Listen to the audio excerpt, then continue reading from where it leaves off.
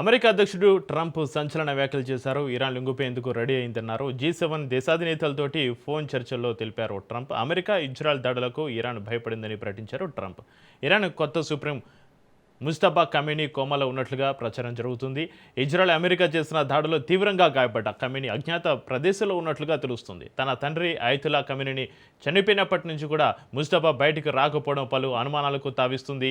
ఈ మధ్య అమెరికాను హెచ్చరించినప్పటి నుంచి ముస్తఫా ఆడియో, వీడియో రూపంలో కాకుండా కేవలం ప్రకటనల రూపంలో మాత్రమే లేఖ విడుదల చేస్తూ వచ్చారు. ఈ పరిణామాల నేపథ్యంలో ట్రంప్ వ్యాఖ్యలు హీటు పుట్టిస్తున్నాయి.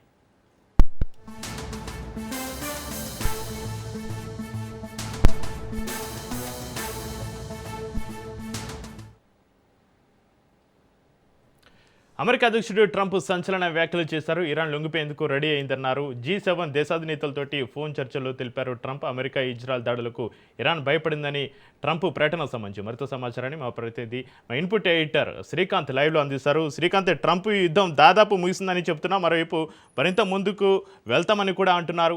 ఈ పరస్పర విరుద్ధ వ్యాఖ్యలపైన వైట్ హౌస్ వివరణ ఏ విధంగా ఉంది శ్రీకాంత్? చక్రి, ఇరాన్తో యుద్ధం జరుగుతున్నటువంటి సమయంలో ఇప్పటికే 15 రోజులకు పైగా కావస్తోంది. ఇజ్రాయెల్, ఇరాన్ మధ్యలో యుద్ధ వాతావరణం అమెరికా సంయుక్తంగా జరుగుతున్నటువంటి పరిస్థితి.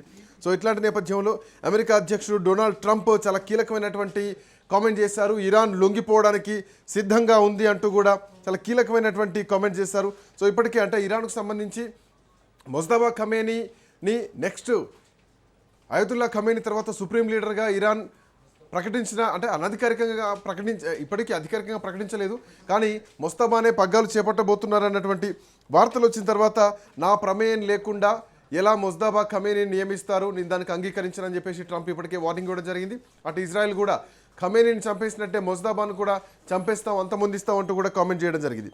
సో ఇట్లాంటి నేపథ్యంలో ఈ యుద్ధం జరుగుతున్నటువంటి టైంలో డొనాల్డ్ ట్రంప్ కీలకమైనటువంటి వ్యాఖ్యలు చేశారు. ఇరాన్ తొందరలోనే లొంగిపోయేందుకు సిద్ధంగా ఉందన్నారు.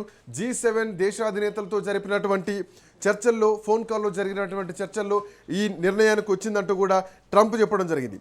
అమెరికా, ఇజ్రాయెల్ దాడులకు ఇరాన్ భయపడిపోయింది, ఇరాన్ వెనకడుగు వేసిందంటూ కూడా చాలా కీలకమైనటువంటి కామెంట్ చేశారు.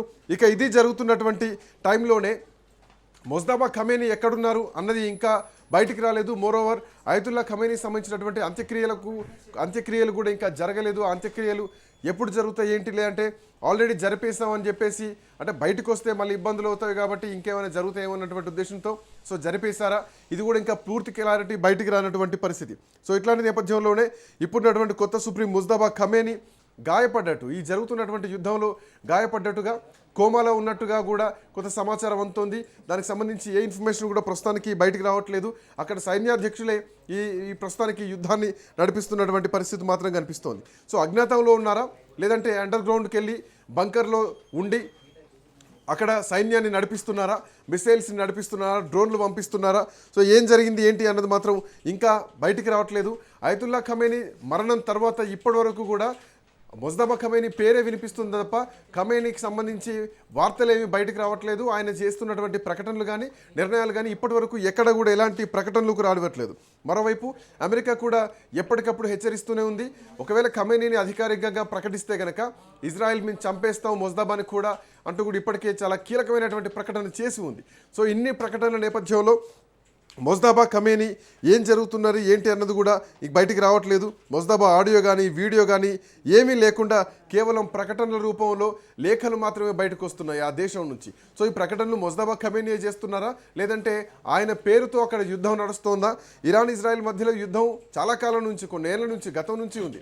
సో ఈ యుద్ధం కాస్త తీవ్రంగా మారి ఆఖరికి సుప్రీం లీడర్ ఖమేనీ మరణం వరకు వచ్చినటువంటి పరిస్థితి. సో ఖమేనీ అంతం తర్వాత ముస్తఫా ఖమేనీ ఎక్కడున్నారు ఏమిటి అన్నది మాత్రం ఇంకా తెలియట్లేదు.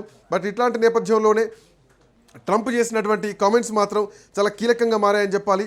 సరెండర్, ఇక ఇరాన్ సరెండర్ అవ్వడానికి సిద్ధంగా ఉంది, ఇరాన్ తల ఉంచింది అని చెప్పేసి చేసినటువంటి కామెంట్కి ఇరాన్ నుంచి ఇంకా ఎట్లాంటి రియాక్షన్ వస్తున్నది అన్నది మాత్రం చూడాల్సినటువంటి అవసరం అయితే ఉంది.